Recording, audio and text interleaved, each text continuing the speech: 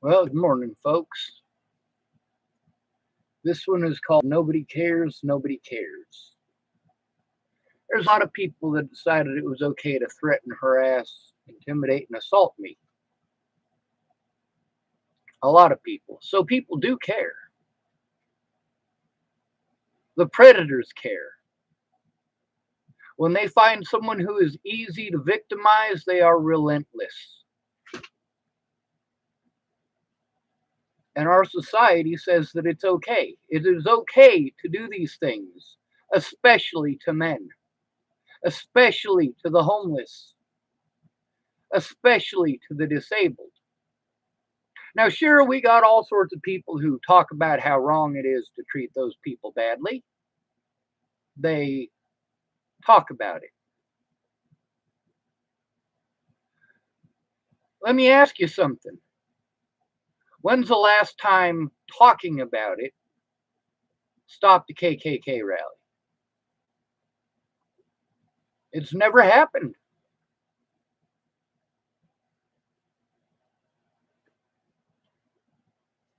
Talking about it is only part of what needs to happen.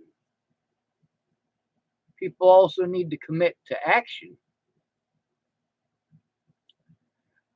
That's something that all these folks that knew I was telling the truth didn't quite understand. They thought that it would all just blow over.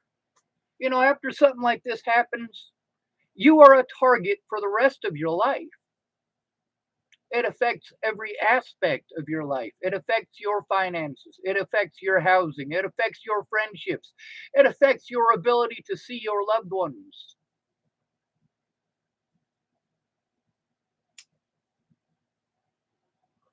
You know who the people are that type nobody cares?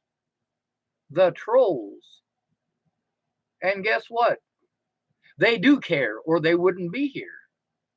They do care, or they wouldn't bother to get onto my site and type nobody cares.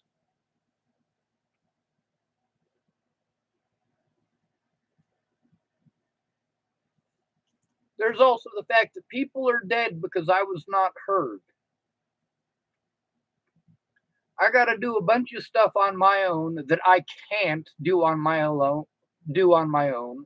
Things that I'm not allowed to do on my own because of a label. Sure, somebody who is called mentally ill is supposed to be protected, right? I mean, it is a felony to commit crimes against somebody who's disabled. If you're going to call them mentally ill, you are calling them disabled. And the rights for a disabled person, there's a bunch of them on paper, but are they observed? No.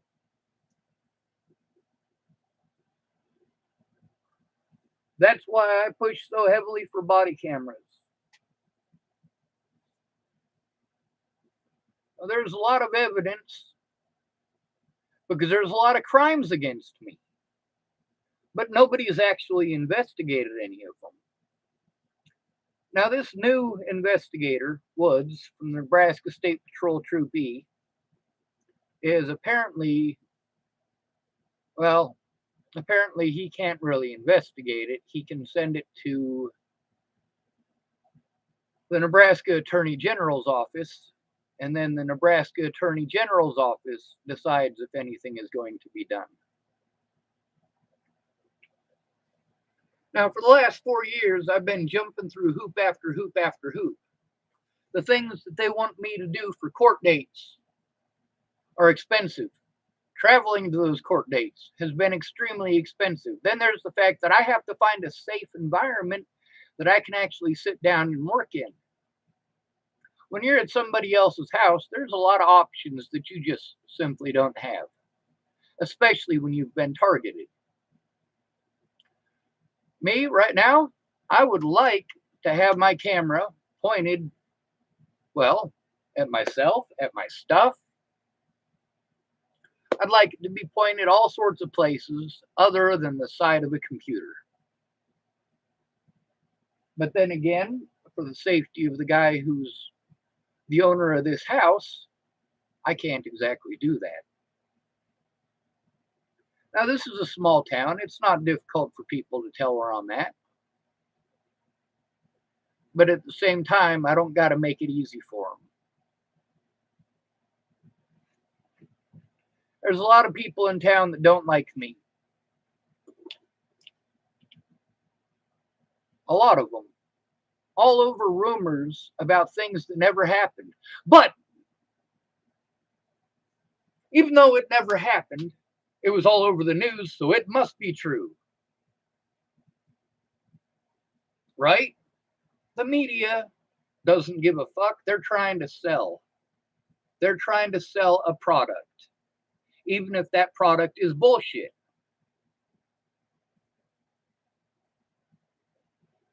They don't care about the consequences for the innocent. It makes no difference to them unless it's a good story. And if it's a good story, they'll outright lie and embellish and so on and so forth. I can't take these people to court because of the crimes of police officers and the Bollinger family in Colorado. Imagine that. Now, you can go ahead and blame me and say, well, you shouldn't have done this and you shouldn't have done that. But 90% of the time, the stuff that you're accusing me of doing never happened. And if it did happen, it was someone else who did it. I still have people who want to pretend like I killed Natalie. I still have people who call me a child molester and a rapist and all sorts of other creepy shit.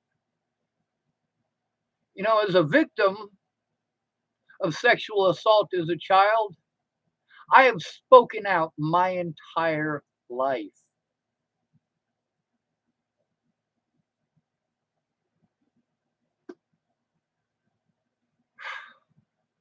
The system is screwed up. Everybody agrees on that.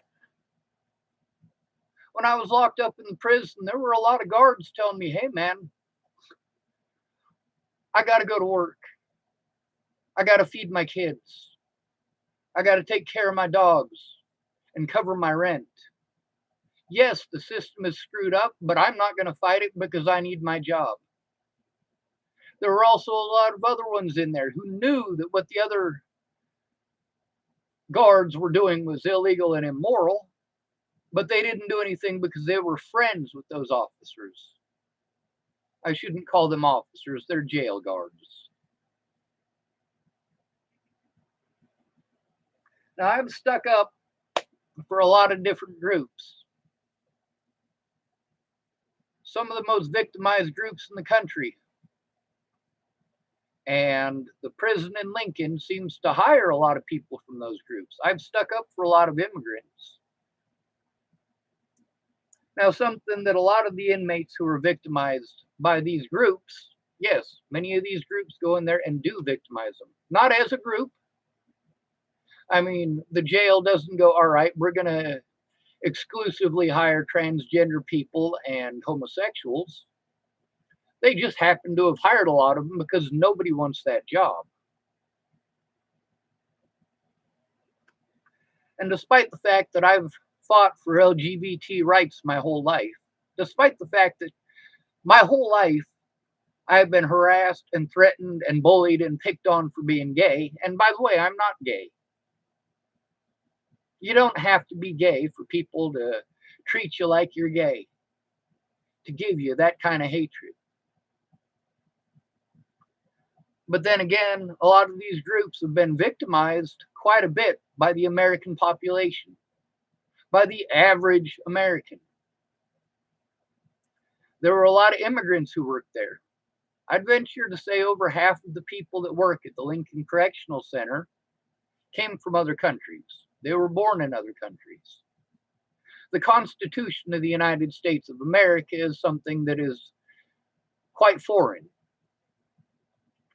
So when it comes to your constitutional rights, well, they don't give a shit. Now, is that to say that every single immigrant that works there doesn't care? No, not at all. There was a guy from Israel who worked there. Well, he worked at the DEC. And he was quite helpful as he could possibly be. But then there's the issue of the guys at the LCC who wanted to victimize me, wanted to accuse me of saying and doing things that I didn't do. But they assumed my guilt.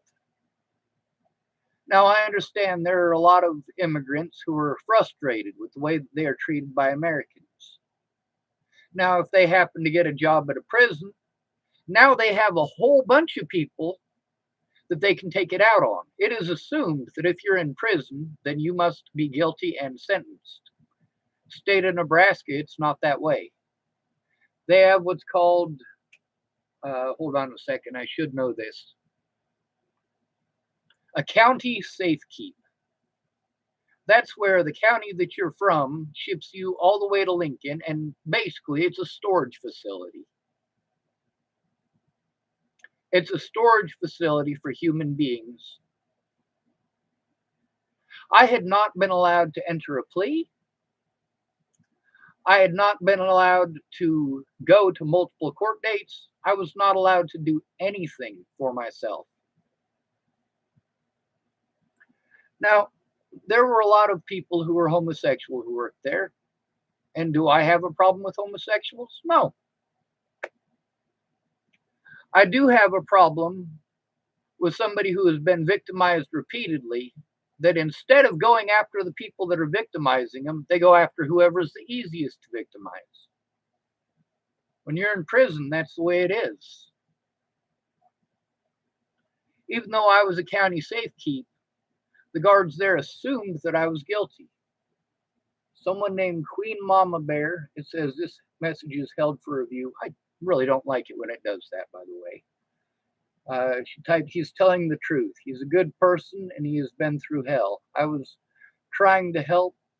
Hi, sweetheart. It's Queen. I don't know. You remember me? I changed my name. They had him looked up on bullshit and left to rot. Well, obviously, I'm going to show that one. Thank you, Queen. It's good to have you back. Now, then there's the immigrant situation. There's a lot of immigrants there.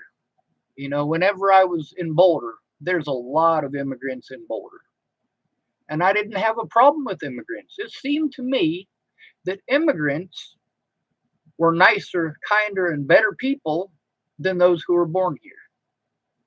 Now, that's not 100% across the board,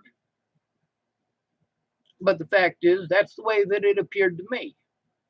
And when you're in a situation where you can be victimized, like many of those people who work at LCC, that's Lincoln Correctional Center, when they're out and about in the general public, they can be victimized.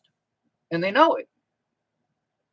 So they keep their mouth shut and they take the abuse. Then they go to work at the prison and they abuse the prisoners. They take their frustration out on the prisoners because they know they can get away with it. Now, was I victimized by every single immigrant who worked at the LCC? No, not by a long shot. Not by a long shot.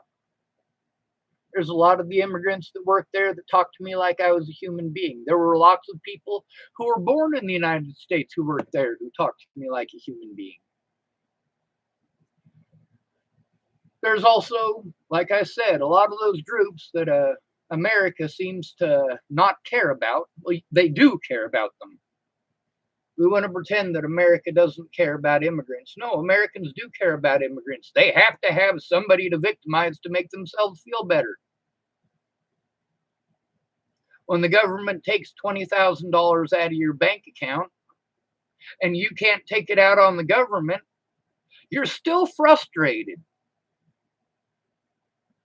You don't want to get in trouble for taking your frustration out on someone. So you find someone you can get away with taking that frustration out on. And it's popular.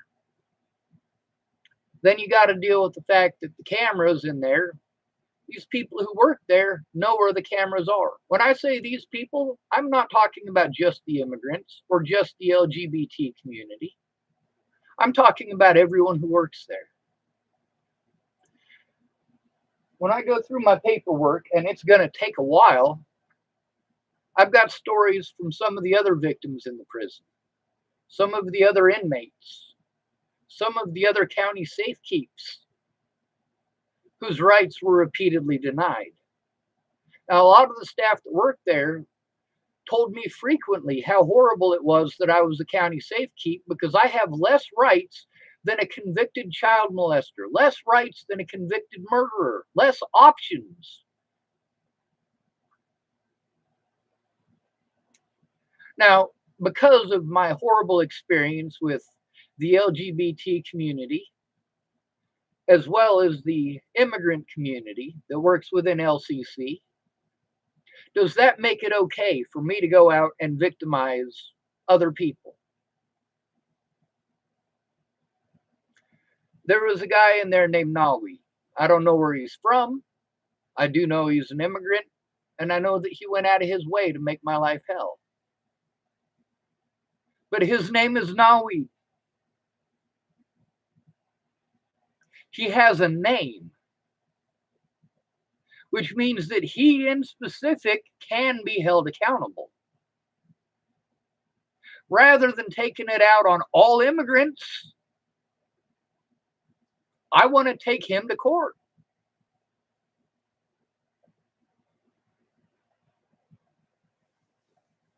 There's also Masudi.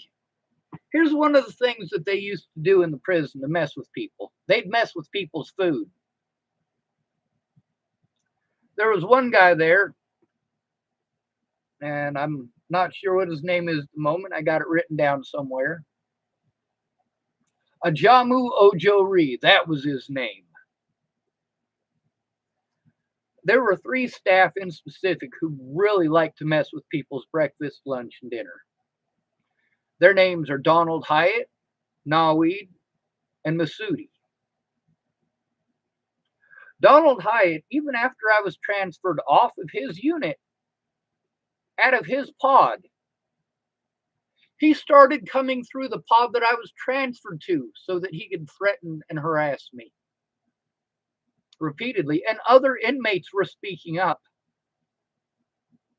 Other inmates were speaking up about how I was being treated. So, what did the staff do? They said I was trying to incite the other inmates. Imagine that. Meanwhile, I want you guys to look a name up. I'm going to type it over here in the live chat. Wesley Reiner. I want you to look his name up, and there's a reason for that. This is one of the guys I was locked up with. You guys can click on that right there. You can look his name up, and you will realize that, yeah, they put me in with some horrible people. This guy raped his 3-year-old brother. That's what he's in prison for. Raping a 3-year-old boy. Meanwhile, he's one of the people the staff use in order to antagonize somebody. Now, Queen Mama Bear has done a lot of typing over here, so I'm going to read what she said. They wanted 10G bail. I was trying to reach out to help him. They kept saying, "What's your name? What's your name?" Like it was so weird. They demanded my name, and I said, "I'm a friend who wants to help." They kept saying, "Bring $10,000. I couldn't even get your inmate ID so I could write. I'm so damn sorry. I tried helping. I'm so glad you're okay. I'm like crying hearing your voice, hon. I'm not okay, but thank you." Queen Mama Bear also typed, "Absolutely not," which you wouldn't do anyway. "Just so damn sad you had to suffer, stuck there for so damn long. Broke my heart. That's sick." They were staff. OMFG, sickening. Sick Jesus. The nobody cares thing. That's something I hear a lot. And the people who I hear it from the most are predators. If my friends are telling me nobody cares, that is my friends telling me that they don't care. And if they don't care, then why are we friends? To this day, most of the people who stabbed me in the back, I still love them. If they needed my help, they would still get it. Even after the bullshit that Amy Witcher and her husband put me through, when Amy wanted me to come all the way back to Nebraska to watch her kids because she finally got rid of Andrew, I turned around. I was in Washington State. I turned around and drove almost all the way back before having to deal with Andrew's messed out bullshit. Despite the fact that Desiree stole my things after I rescued her from a trap house, I still rescued her again.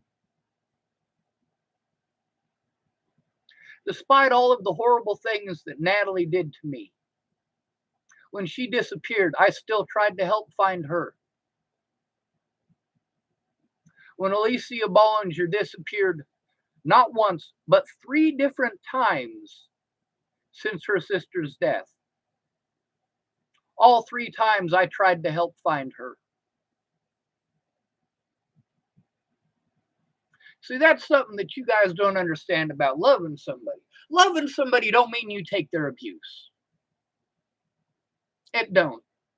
Just because somebody is somebody that you love does not give them a free pass to victimize you. Natalie loved her father, but her father raped the shit out of her and had her selling drugs at 13 years old. Had her go hang out with a bunch of homeless addicts to sell drugs for him. Her and her twin sister Alicia. But Natalie still loved her dad. Despite what he had done, she wanted him to be a real dad. And obviously, based on him trying to get her twin sister killed on my birthday in 2019, Ted ain't never going to change.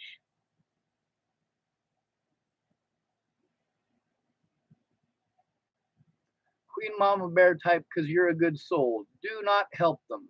Or do not help them. You need to focus on yourself and those who actually care about you. And you're right. I have been focused on myself and my safety. But part of that is my loved ones. I need to know that both of my nieces are going to be safe. I need to know that my sister and my older brother are going to be safe. But I don't know that, do I? Especially with law enforcement doing everything they can to look the other way. Queen Mama Bear, it says this message is held for review. It says he's a monster, her father, evil. I agree. Now, one of the things that me and my autism advocate have spoken about frequently is the fact that I need a safe place first. I need a safe environment where I don't have to be afraid that somebody is going to target the people that I'm staying with. A safe place where I don't have to worry about an alcoholic screaming for 8 hours a night. A safe place where I'm not stuck with a meth dealer hundreds of miles from anyone else I know. There's something called Maslow's hierarchy of needs. Now I'm going to write that down. LOWS. Ah, there it is. Maslow's hierarchy of needs. Copy.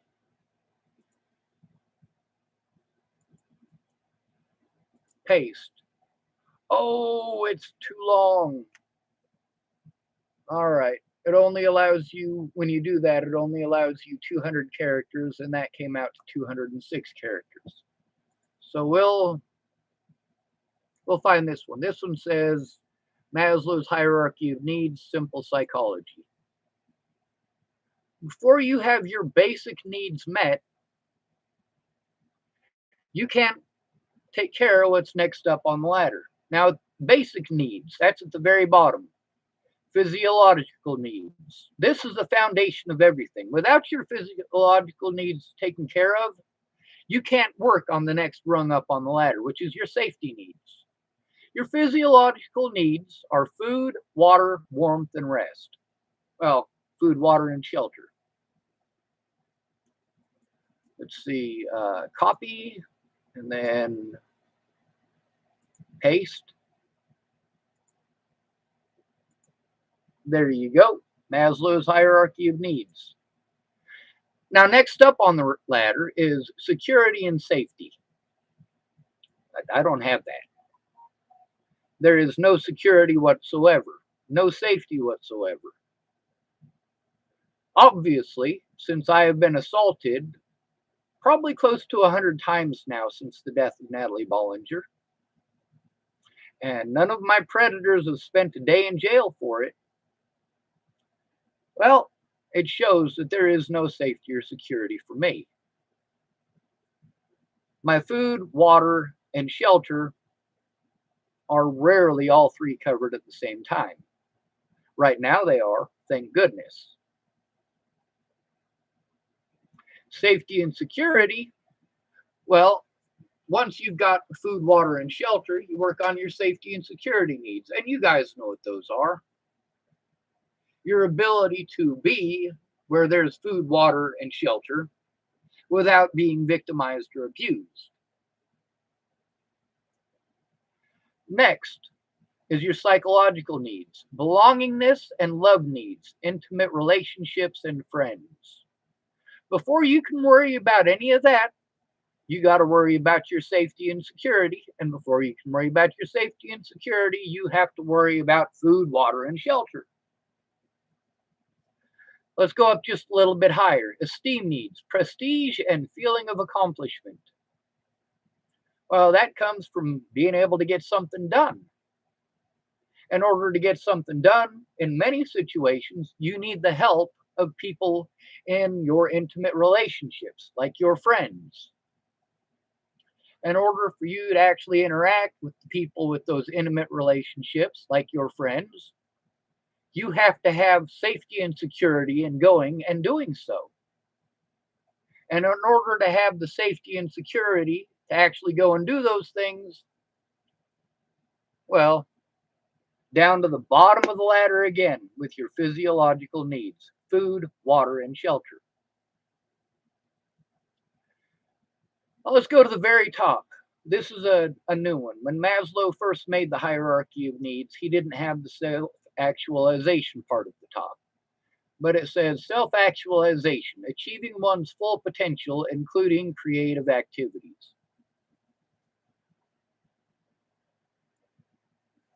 Let's see.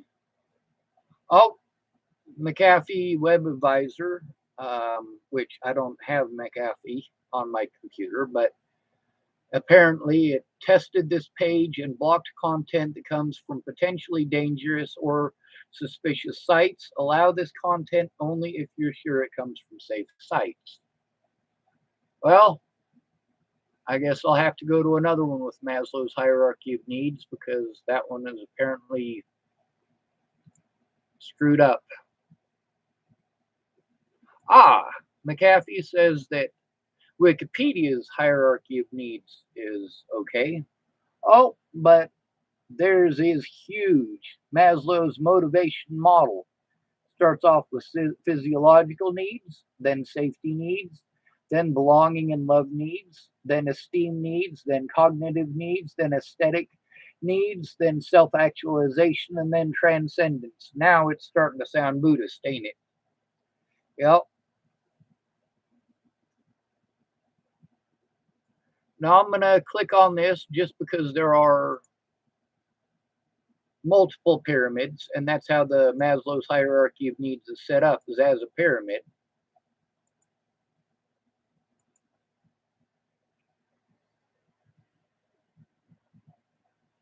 A lot of the things that I needed to do in order to be able to defend myself and in order to show the truth, they all require the base, the most important parts: food, water, and shelter.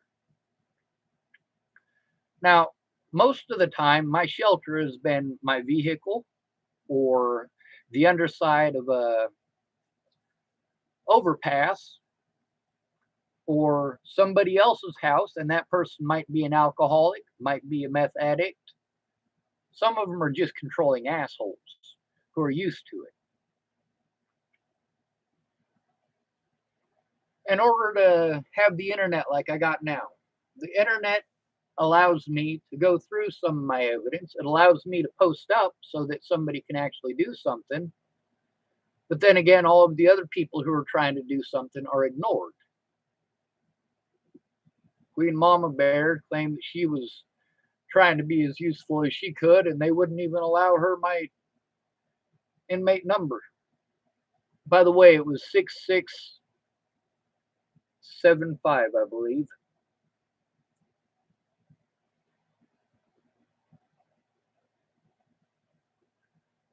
There's extra numbers added on if you're a convicted felon.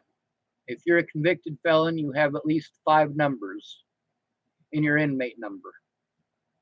If you are a county safekeep, you only get 4.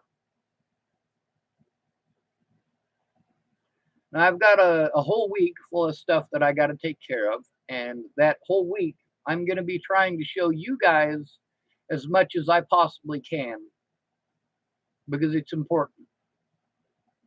The cops probably will not do their jobs. They will probably try to cover for their fellow officers. They will probably tell me repeatedly that it's not their job or there's nothing that they can do about it. Meanwhile, I can prove that the things that they're claiming that they can't do for me and have repeatedly told me they could not do for me, they have done for my predators. Now, why is it that law enforcement here in Nebraska would help my predators? Well, that's because in specific, the law enforcement that I have to go to try to get that done are also my predators. The Dual County Sheriff's Department ignored the law before Natalie was killed. See, it's a felony for Natalie and her ex-boyfriend Tim Beeson and all of their little druggy friends. It is illegal for them to threaten and harass and assault me the way that they were doing. It is illegal for them to stalk me. But at the same time, if law enforcement in both the state of Nebraska and the state of Colorado, which are the 2 states I had to deal with the most in, if law enforcement in both places are going out of their way not to look, well, then it doesn't matter that there's a crime. What matters is that the cops not only, you guys say, well, nobody cares, nobody cares, nobody cares. No, the cops absolutely do care. They care that they can get into a shit ton of trouble for what they've done. They have plenty of motivation and incentive to break the law because they don't want to go to jail or prison. Meanwhile, because I am disabled, the things that they have done are felonies. Now, calling place after place after place, having them tell me it's not their job, a lot of you guys have gone through that. You probably haven't gone through it as badly as I have. I mean, look at my predators, for example. Let's look at Waylon Lolatai. He assaulted me because they wanted to feign an assault against them so they could charge me with a felony so they could use that to illegally steal all of the stuff that I had already tried to give to Adams County, which is where Natalie was killed.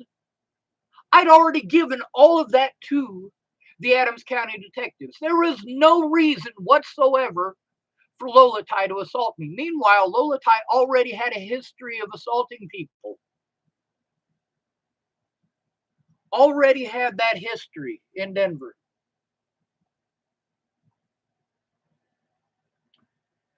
When they assaulted me at the hospital in Boulder County, there were no consequences. Now, if you look up the name Zaid Atkinson, and I'm going to type that down here, I'm going to type the name of a few of his victims. We'll start off with Officer Waylon Lolatai. Now we will type the names of some of his victims. Sammy Leon Lawrence IV. That stands for 4. Zaid Atkinson. Michelle Rodriguez. Now, mind you, at least 2 of these people are in the process of suing Boulder County for the assaults that they endured at the hands of Waylon Lolatai. Assaults that would not have happened if Waylon Lolatai had been arrested and incarcerated when he assaulted that man in Denver. Things that would not have happened if they had arrested Waylon Lolatai when he assaulted me. Instead, though, they were trying to frame me for a murder. Well, that doesn't work out very good when you arrest the officers, now does it? There's also Zaid Atkinson already won his settlement. I can't even go to the state of Colorado.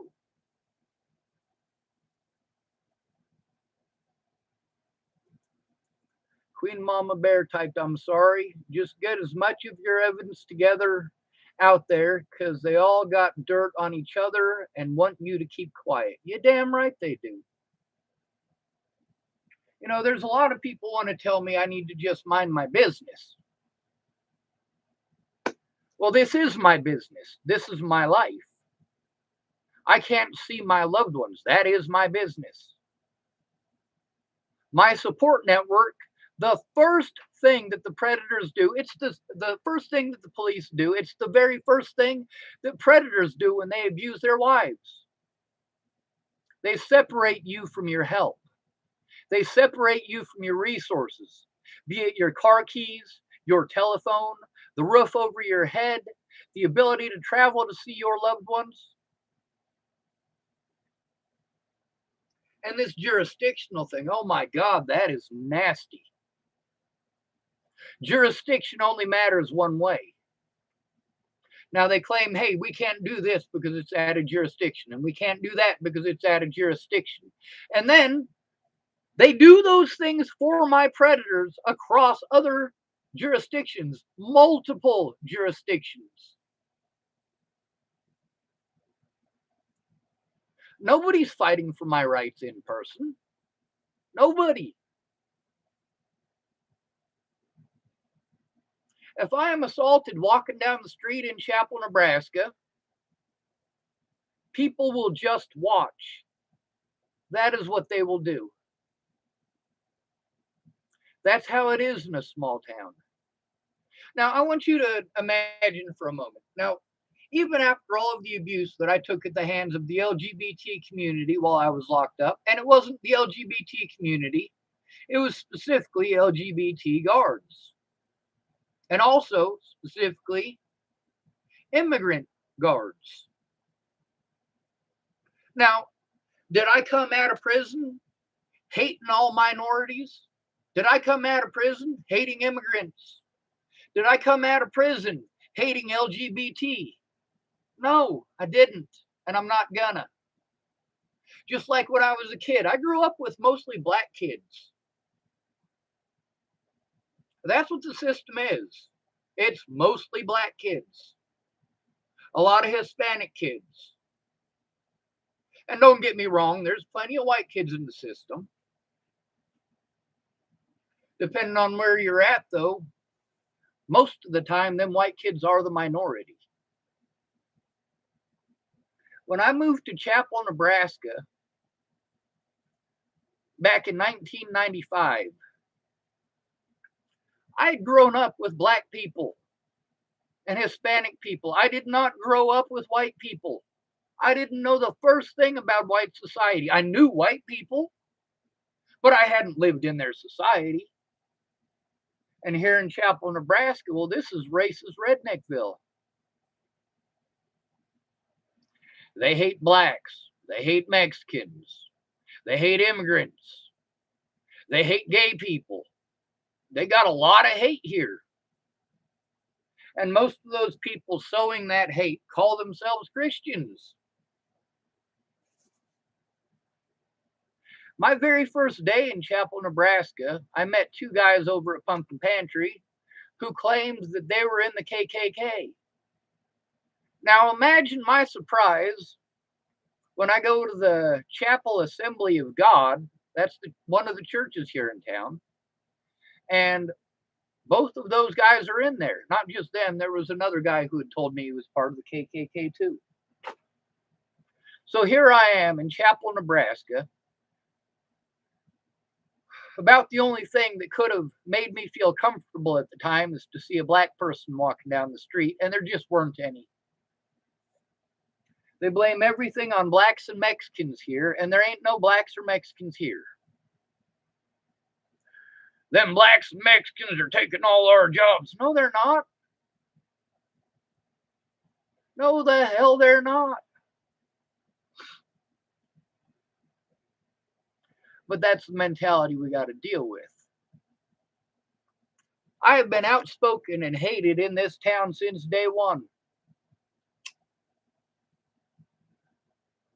You know, even after all of the victimization that I took as a child from a whole bunch of different black folks, I still don't hate all black folks for it.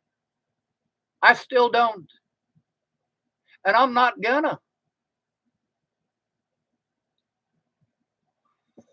Oh, here's another held for review message. Queen Mama Bear typed, I care if you weren't in that shitty state. Pedos help pedos. I went to court with another victim and they said we were lying. Of course, they as friends. Sickening. I hate pedos and abusers. And then she typed, it's your life for fuck's sake. Or FFS. Queen Mama Bear typed, that's sick. Hear my neighbors howl and I'm coming running with a boomstick. And see, I'm very similar. I don't have any interest in a boomstick. Those of you who haven't watched Army of Darkness, a boomstick is a shotgun.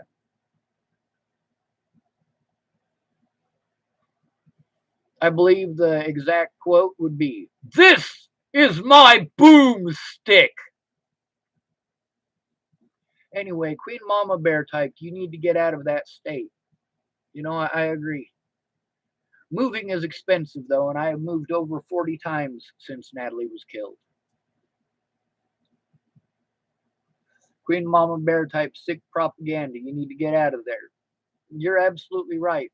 See, that's a lot of people's advice is, hey, Sean, you need to move. You need to move. You know, I moved to Washington State. I moved to California. I moved to Bristol, Virginia.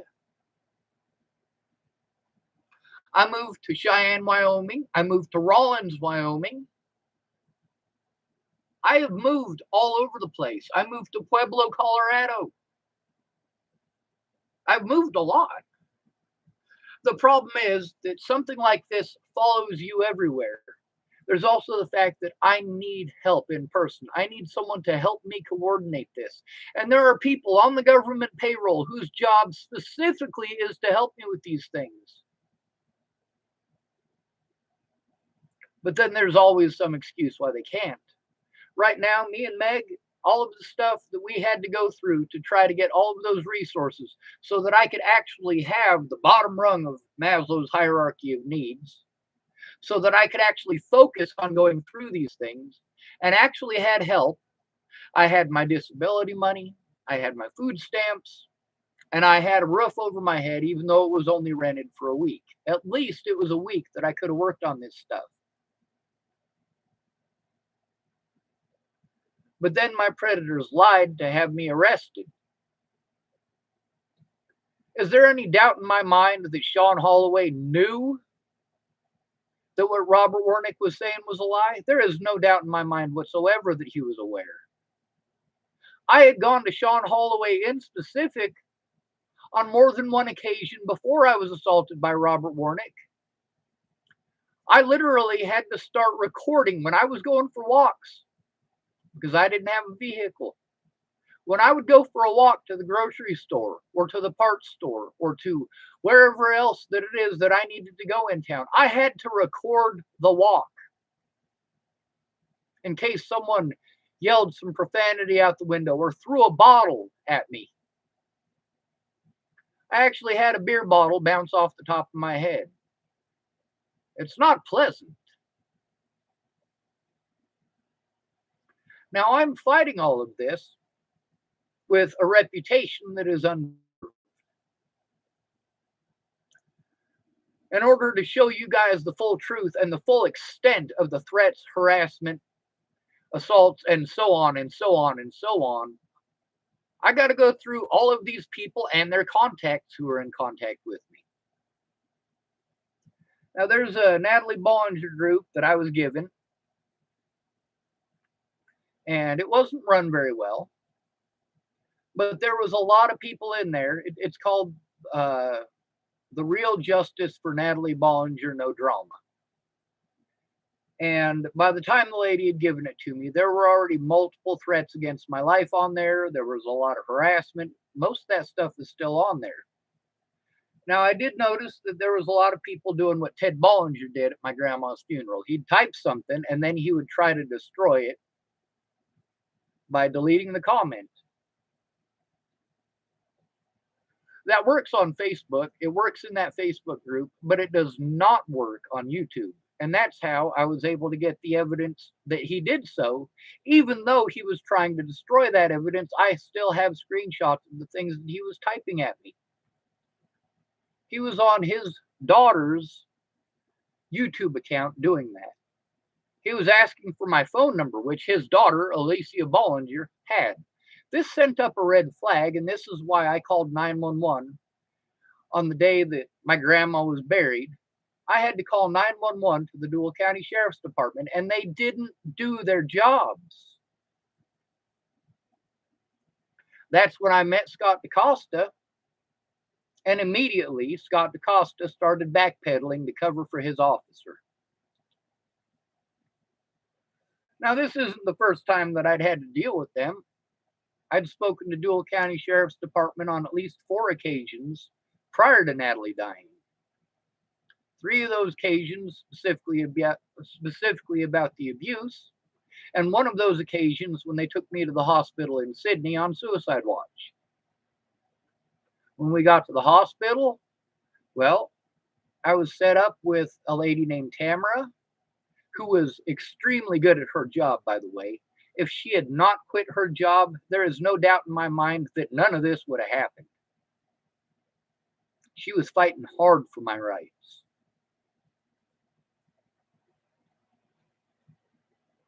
I was also set up with a therapist. Matter of fact, the same exact therapist that King and Nichols sent me $100 to go see.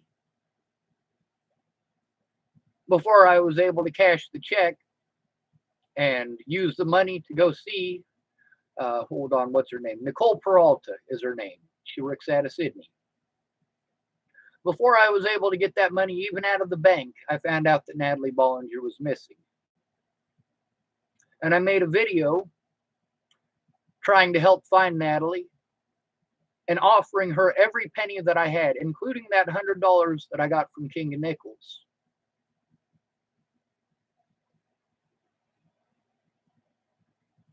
But with all the slander, people wanted a scapegoat. They wanted me to be the guy that killed her. Let's see. Queen Mama Bear type. She tried to help you. Just so sad she left. They must have made her quit. No, ma'am. Actually, her son is autistic too. See, Tamara didn't quit her job because her coworkers pressured her to. After finding out what I was going through, and mind you, she quit her job before Natalie was killed. I want to make sure that that point is clear in everyone's mind. Tamara quit her job before Natalie got shot in the head. Matter of fact, it was Tamara quitting her job that prompted me to move to Colorado because everybody was telling me, hey, we don't have any services here in Western Nebraska. You got to go to the Front Range in Colorado to get that help. After everything that I had gone through, Tamara quit her job to make sure that she could prepare her son so that her son does not have to go through this. Nearly every parent of an autistic child is afraid of what will happen to that child when they're gone. A lot of you guys care when they're kids, but when they become adults, you don't. Same thing with kids in the system. When they turn 18, they're homeless. They have no ID. They have no driver's license. What they have is the streets. That's it. And the very first crime that most foster kids commit after becoming homeless or aging out of the system, they call it. You might as well say throwing them out on the streets. Their very first charge, especially in Boulder, Colorado, is urban camping. Literally, you are committing a crime by being homeless. It is illegal to be homeless. I don't know how many black people are watching this right now, but if you are watching it and you are black, you probably know something about the Jim Crow laws, the laws that were enacted after the Civil War, the laws that were used to victimize millions of black Americans. Well, some of those Jim Crow laws, because it's against the law to differentiate between colors, they just made them against the homeless. Why is that? Because when the Civil War was over, every black person in the South was homeless. They were made homeless. First, they were property of somebody else, living in the equivalent of a barn. And now they're homeless. And it's against the law to be homeless. And the 13th Amendment, the very amendment that was supposedly the amendment that freed black people from slavery, says that those very same black people and anybody else in America who is convicted of a crime can be used as slave labor. And thus, we got chain gangs. Where did Adolf Hitler and Fritz Sauckel get the idea for the forced labor camps? They took that model from the United States of America. They took that model from us. And the things that were done to the homeless, because it was the easiest way to victimize black people at the time. Let's say you've got 4 million black people that used to be slaves and you're pissed off because you think that they should still be owned. Well, now you can still own them. Sort of. Because now when they get incinerated, oh, did I use the wrong word there? Of course I did. They're getting burned. They're being incarcerated for the color of their skin. They're being incarcerated for committing a crime that should not be a crime. It should not be against the law to be homeless. If you have everything stolen from you and you end up homeless as a result of it, it wasn't your choice to be victimized. It wasn't your choice for the police to turn a blind eye. Let's see. Queen Mama Bear type O. IDK that. I thought she was helping you before you got unjustly arrested. No, that's my new autism advocate. The thing with Tamara is that she wasn't an autism advocate. She was a caseworker with Region 1, which later on she was replaced by a woman named Jen Beebe, who, the difference between the two women is night and day. Jen Beebe is a horrible person. The things that she has done are horrible. She's actually a guard at the jail in Scottsbluff now.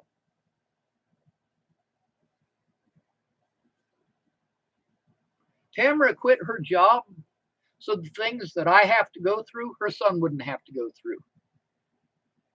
It was that bad before Natalie was killed. And after Natalie was killed, it only got 1,000 times worse. for me to go out and hang out with somebody my own age.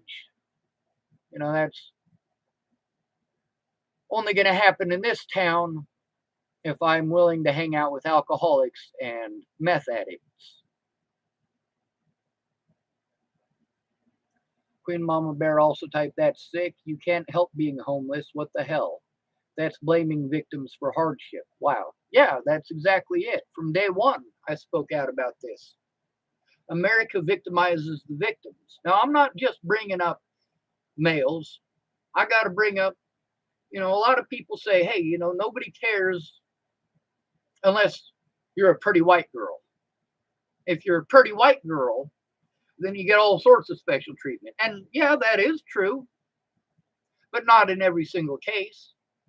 When Teresa Massilia was raped, she tried to turn in her predator. She tried to fight her predator off, which is what you should do. That depends on whose advice you want to take, though, isn't it? Some people say, hey, you need to fight back. You need to defend yourself.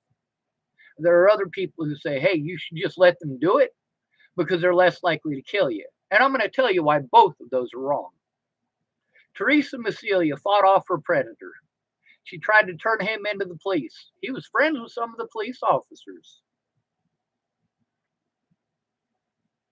They charged her with assault, but did nothing about her predator. Teresa Massilia is from Boulder, Colorado. Ground zero for most of my hell.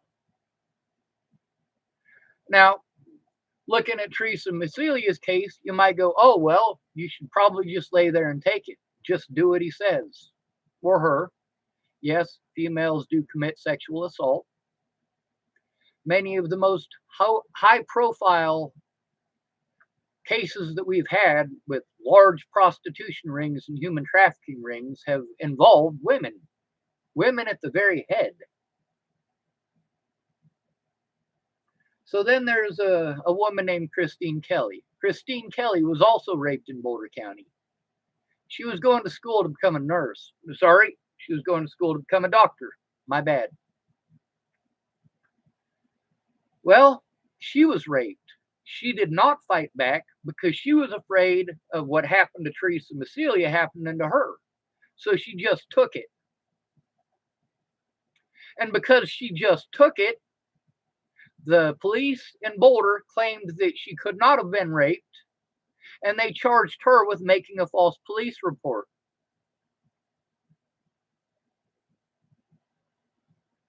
In my situation, the police have done everything that they can to suppress evidence and prevent it from going forward, including the incarceration that I just dealt with.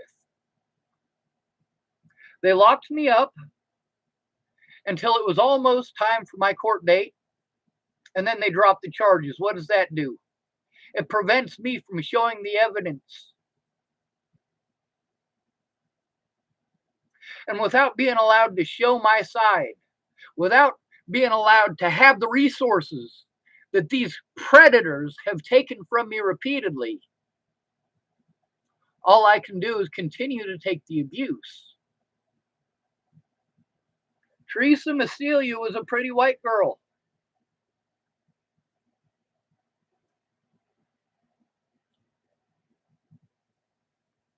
Now we want to look at Gabby Petito and how screwed up that situation is. Yes, it is. Now, I'm not just going to assume that the guy that she was with killed her. I think it should be proven. And that's what, of course, a lot of people are pissed off about, is that we are spending literally multiple millions of dollars on Gabby Petito, and getting an officer to investigate anything for most of the populace just isn't a happening thing. Why are the government agencies involved in this spending so much money of the media?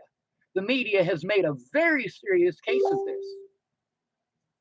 Now, there are other people who have disappeared who are minorities and immigrants in this time who are not getting this kind of publicity. But then again, Teresa Massilia, did she get this publicity? Some of the cops that victimized her for coming forward are the same cops that victimized me for coming forward. There are multiple law enforcement agents in the state of Colorado who were involved in my situation, who broke the law in my situation, who either lost their jobs or are currently sitting in prison because they did these things to other people. But then the media still wants to pretend that I don't exist, because if they admit that they screwed up, well, that lends an ear to everything else that I've had to say.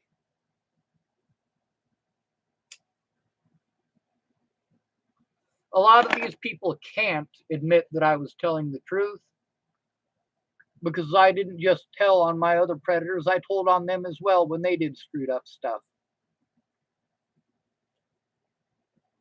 If these people come forward now and admit that I was honest every step of the way, well, they have to be afraid that they'll end up getting locked up for the crimes that they committed. In many of these cases, they can't. They can't arrest Kayla Trujillo, aka Peaches, for any of the crimes that she committed, because why? Statute of limitations is over. Now, I recorded conversations with these people because they didn't come forward, so I came forward. I came forward first by mouth. I told the story. And later on, when it turned out that these people were not going to come forward, that they were too scared to, I recorded conversations with us and put it on YouTube. There are conversations between me and Miss Peaches. There are conversations between me and a lot of people who ended up being predatory. A lot of these people from web sleuth groups ended up being predators. They weren't actually trying to help, they were catfishing. I got to deal with a lot of catfish. Now, who are you supposed to get a hold of when this stuff happens? You're actually supposed to get a hold of the FBI, but if you guys have listened to the conversations with the FBI, no matter what, it's not their job. They tell me it's not their job, that it's somebody else's job. Who tells me it's somebody else's job? And that's what we're dealing with. Now, Gabby Petito, is she a bad person? Did she deserve this? I don't know. I don't know if she's a good person or a bad person. I know that being murdered and having your body left in a state park is not something that she deserves. If she did things that are horrible enough that somebody's willing to shoot her in the head over it, or stab her in the back over it, or choke her to death over it, and then dump her body, there's a pretty good chance that's probably something they should have gone to the police about to begin with. Of course, the police were involved, weren't they? They were involved in Moab, Utah. Let's see. Queen Mama Bear typed, screw it. I say let them think you're weak and play dead, go limp, and as soon as they give up, their guards snap their neck. Well, that's a little scary to me. I'm going to tell you something about playing dead. When Waylon Lolatai assaulted me, it wasn't just Waylon Lolatai. They took me to the jail there in Boulder County, and multiple Boulder County Sheriff's Department employees also took part in the assault. Now, if I would move, they'd tell me to stop resisting. If I didn't move, they accused me of playing possum. One deputy would tell me to do something, and when I started to do it, another deputy would harm me for doing what I was being told. They wanted to get all of my clothes off of me. So one deputy was telling me to help them to get my clothes off. Meanwhile, I've got my hands handcuffed behind my back. There's not a whole lot I can do. I'm face down on a bunk, and they're pulling my clothes off. Now, they didn't do it violently like was done to me in Lincoln Correctional Center. Yes, the Lincoln Correctional Center staff violently tore my clothes from my body.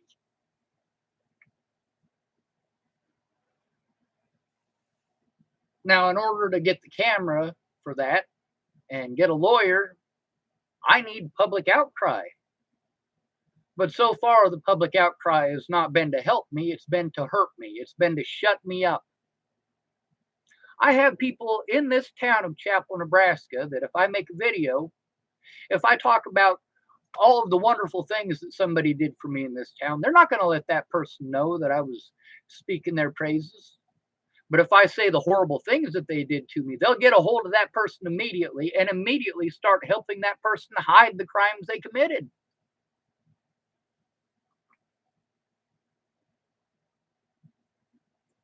No matter what I do, because I am a homeless, disabled male, no matter what I do, it's wrong.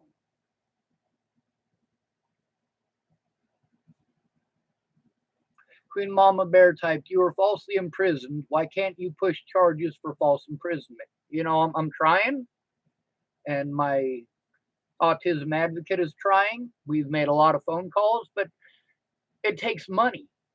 Your rights are based on money. There aren't as many pro bono lawyers as you think, and they only take a case that's easy and simple. Mine is probably the most complicated situation you guys will ever take a look at. So many twists and turns, so many roadblocks. They put a roadblock in my way so that I don't have access to a resource, and then they claim that I had access to the resource. Why didn't you do this? Why didn't you do that? Well, I didn't have access. Well, they're not allowed to do that. Just because they're not allowed doesn't mean that they didn't. Don't blow me off like that. You know? Queen Mama Bear also typed, because she was a beautiful, bubbly, blonde, white, privileged young girl. It's not right. They don't give the same money and resources to help all who need. That is absolutely correct, Queen Mama Bear. Absolutely correct. If a black woman disappears from New Jersey, doesn't her story deserve to be told? Doesn't she deserve to have as many people out looking for her as Gabby Petito? I believe she does. I believe that her family, instead of having to wonder what happened to their daughter for years and years and years, they should be able to know what Gabby Petito's family knows. They know their daughter is dead.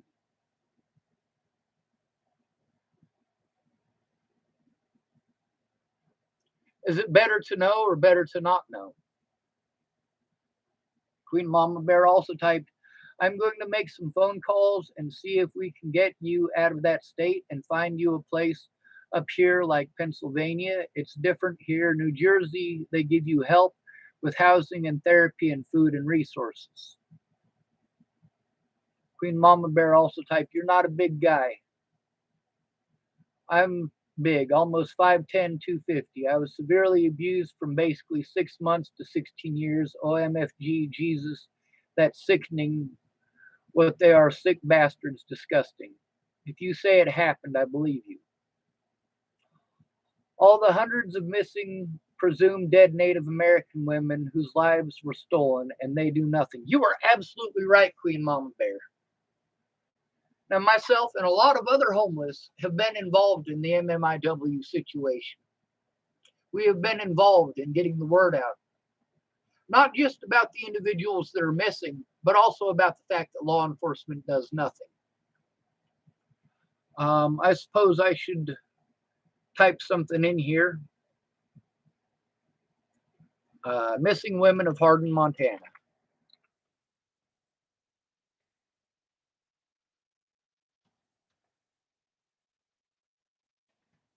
Of Hardin, MT. This is a video I made after Natalie was killed. I had to move a lot to try to find somewhere safe.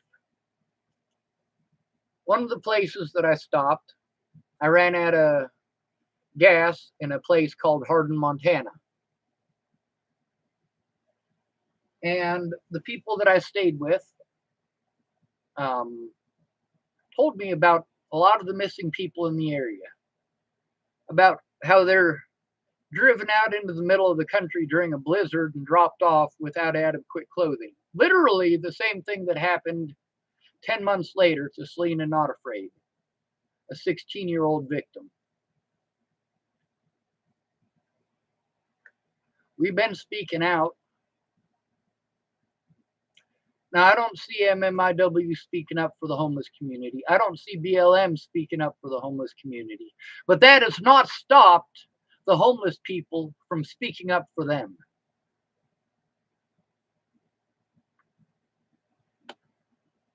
That's the difference between many of these victims. Some of the victims just want it to be focused on them. It's all about them. It's all about their group. Only their group matters.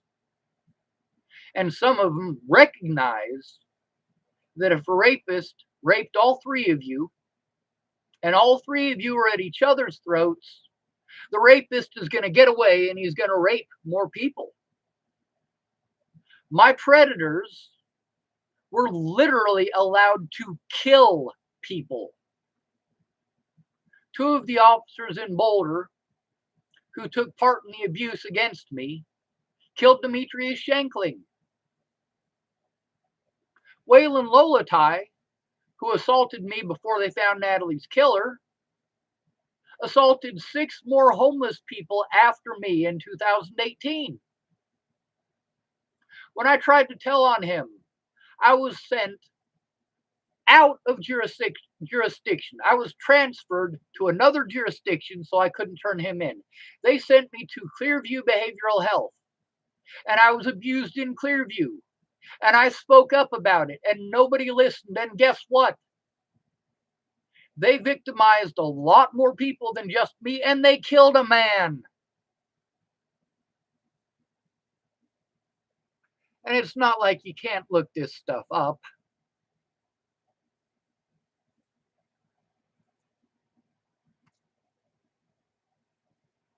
Now, there's a lot of people that are missing from that area of Hardin, Montana. Sarah Stops Pretty Places was one of the people who disappeared. There's also Frida Nose's gun. You know, honestly, this could go on for a very long time. I could probably click on some of these sites here and just read name after name after name after name.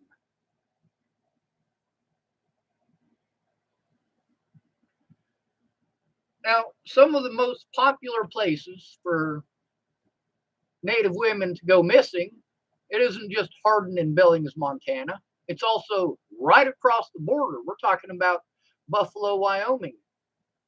Also in the northwest corner of Nebraska. Also the southwest corner of South Dakota, including Rapid City.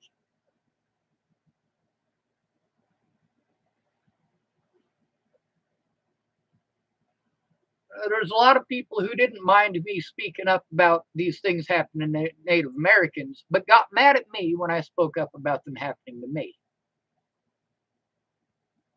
Now, sure, I didn't end up as a missing person. But there's a lot of other crimes that are involved in that, such as alcohol and drug use and domestic assault. Repeatedly, I was accused of being a drug dealer and a drug user and so on and so forth.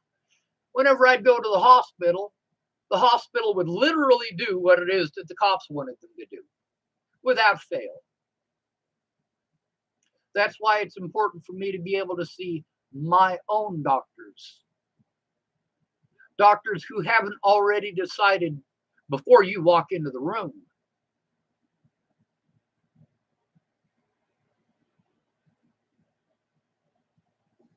Now, moving to a new place is not good enough. For the time being, I'm pretty much stuck here. I got to try to get my disability money back. That way, I can actually have money to travel. That way, I can actually have money to move. All of the money that I should have been able to spend to take care of myself and to take care of the bottom rung of Maslow's hierarchy of needs all went to paying the courts for victimizing me.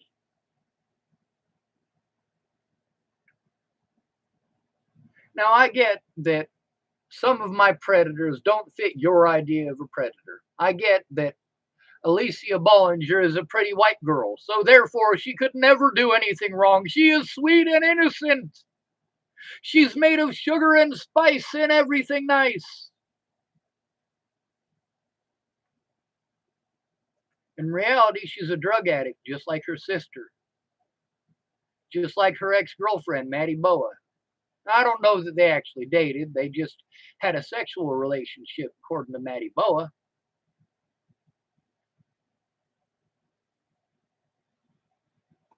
Is she a bad person for having a sexual relationship for a woman or with a woman? I don't think it makes her a bad person. Much of the Christian community would argue against that. But then again, Alicia, just like most of her family of drug addicts, pretends to be a Christian. Why is it that so many drug addicts pretend to be Christian? It's because it is the easiest way to manipulate morons. In Jesus' name, in Jesus' name. Here we are. We got millions of people talking about how great La Biblioteca is. Meanwhile, that book promotes slavery. That's why my religion is science. Science changes with new information. The United States, their official position on black people was that black people were not able to read. In reality, we knew that black people could read. But we didn't want that to be general knowledge. So the United States government made it illegal to teach a black person to read. That was later rescinded, and individual states made it illegal to teach black people to read. And yet still, we have heroes like George Washington Carver.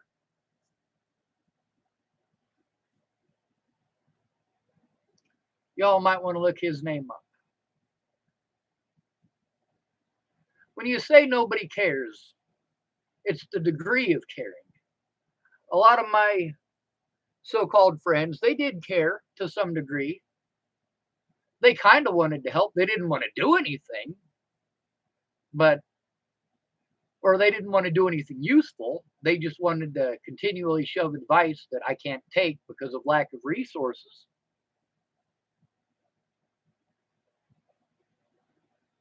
But that doesn't mean they didn't do anything at all.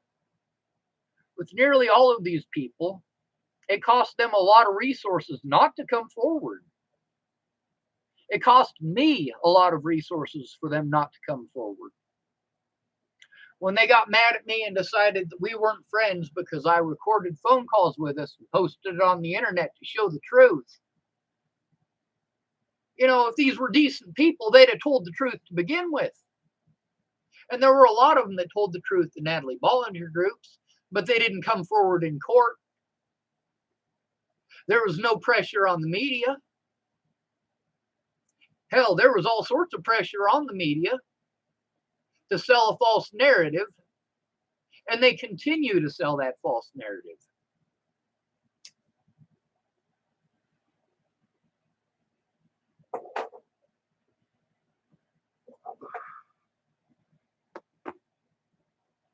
Queen Mama Bear type crap. Be right back. Damn.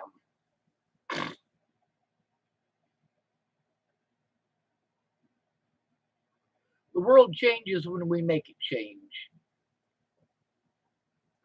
Now, there's a few people already who have used the disappearance of Gabby Petito as well as the disappearance of Brian Landry or Laundry to try to pretend like, well, I must be a bad person because Brian Laundry killed Gabby Petito. We still don't have proof that he killed Gabby Petito. And even if it is found that he did kill her, does that mean that I killed Natalie? No, it doesn't. The guy who killed Natalie is in prison for it. And a lot of these groups here, there's people that don't listen to the whole thing and just start, well, lashing out at me or about me. And then there's people in these groups who have to inform them, hey, He wasn't the one that killed Natalie. The guy who killed Natalie is sitting in prison for killing Natalie. And then these guys, instead of admitting that they were wrong, they're embarrassed. And embarrassed people do shameful things. So, since it turns out that I didn't kill the person that they want to hate me for killing, they make other accusations. Well, he was a stalker. He was a stalker. No, I was the one being stalked. He's a rapist. He's a child molester. Really? Am I? I want to see some proof of this. I want to hear some proof of this. I want to hear from my supposed victims. In 5 years of abuse over those accusations, not one supposed victim has ever come forward. It's all people who hate me because of what they were told by the news, by social media, by people on YouTube.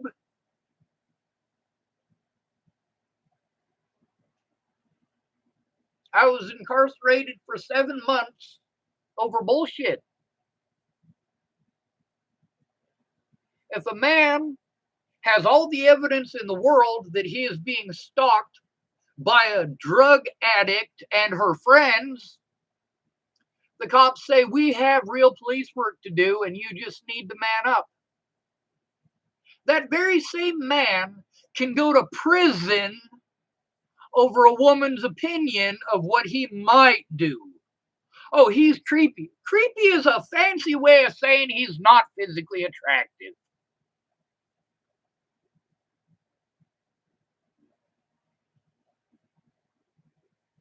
Does someone being creepy to you give you a valid excuse to harm them?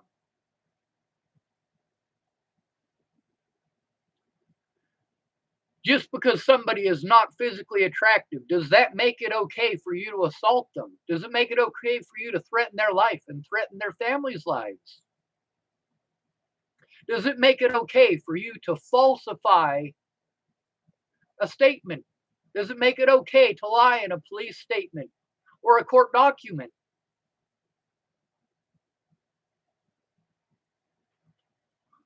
Xander typed, have you got proof you were stalked? I'm not saying you're lying, but just wondering. Yes, Xander, I do. Matter of fact, some of the evidence is on here. Not all of it, because some of it has personal information.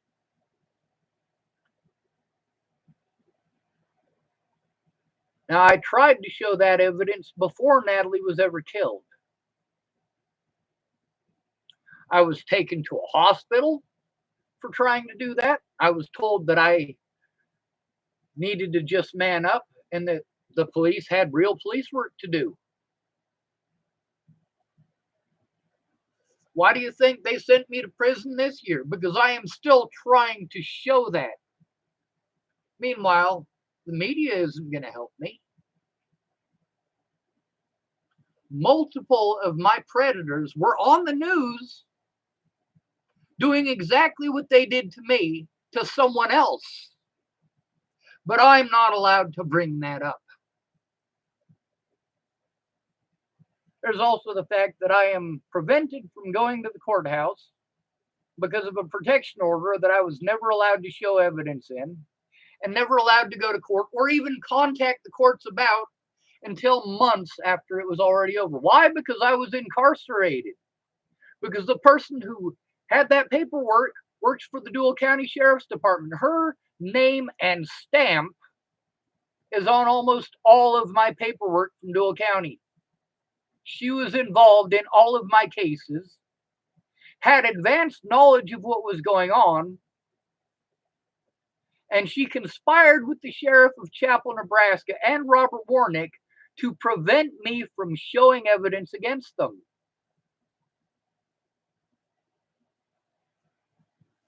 Now, I got a phone that's all busted to shit. Robert Warnick broke it. When I get it repaired, I will be able to unlock my phone, pull out that evidence, and post it right here on my YouTube channel. Then again, what is to stop law enforcement in this town from continually doing this? Mind you, this is the 5th time that they have done this since Natalie died. The 5th time. All right. So it's not like they don't have a history of doing this. There's a teacher here in Chapel, Nebraska named Ed Miller. I recorded a conversation with him right before I was arrested. And he spoke about another person in the area who had to go through some similar stuff, how they were victimized and nobody cared because they were disabled.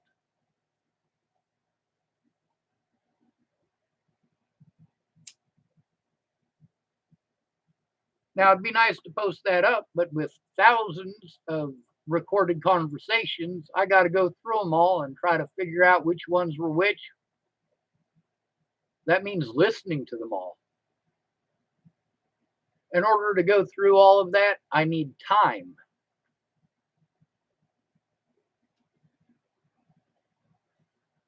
Xander, there's a guy named Tim Beeson. This is one of Natalie's ex-boyfriends. He was a lot older than her, and he was having sex with her when she was underage. All the stuff that people were pretending that I did. Yes, people still accuse me of having sex with Natalie Bollinger, despite the fact that she admitted we never had sex. It's on her Facebook post, the very last public post she made before she had somebody shoot her in the head. Now, what was her motivation for doing the fucked up shit that she did? For starters, drug use. While I was trying to get a protection order against her and she was trying to get a protection order against me, she got all the help in the world. The cops helped her. Her ex-boyfriend helped her.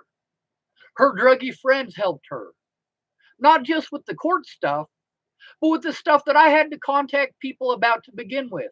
If her friends and ex-boyfriend and other assorted predators had left me alone when I left Virginia, it would have ended in Virginia.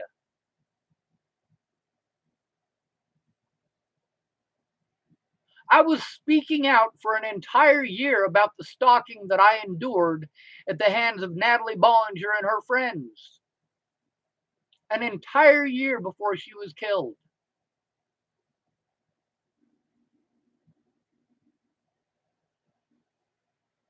Now, although I say I was only assaulted 7 times by those predators over what Natalie Bollinger and Maddie Boa and Alicia Bollinger did, the fact is, by legal guidelines, I was assaulted a lot more than that. When Robert Warnick smacked my phone out of my hand, that was not the first time that somebody had done that since Natalie died. Or, sorry, over the Natalie situation. There was a guy who was threatening to assault me and kill me and so on and so forth over by the band shell in Boulder, Colorado, just off the canyon and Broadway. I pulled out my phone to record the situation and he smacked it out of my hand. Now, these guys can use stuff that happened in other jurisdictions, even if those things are lies. They can use those things to prevent you from having an honest court date in your next court date. And they've done this repeatedly. I have repeatedly been denied the right to face my accusers, repeatedly denied the right to turn in my predators. When you are in jail and you are being harmed by the guards, you need to be removed from there and taken somewhere safe. I am taking this abuse by law enforcement because I told on law enforcement.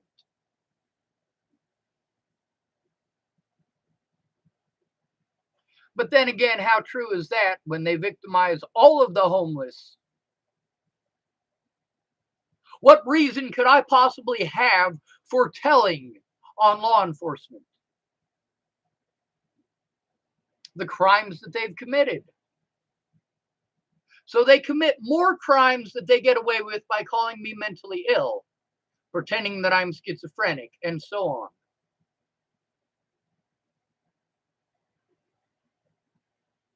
I got a lot of stuff to do.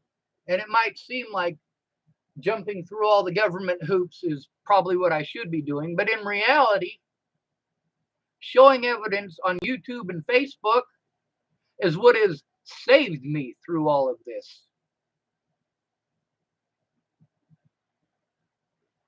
If it hadn't been for the evidence that I posted on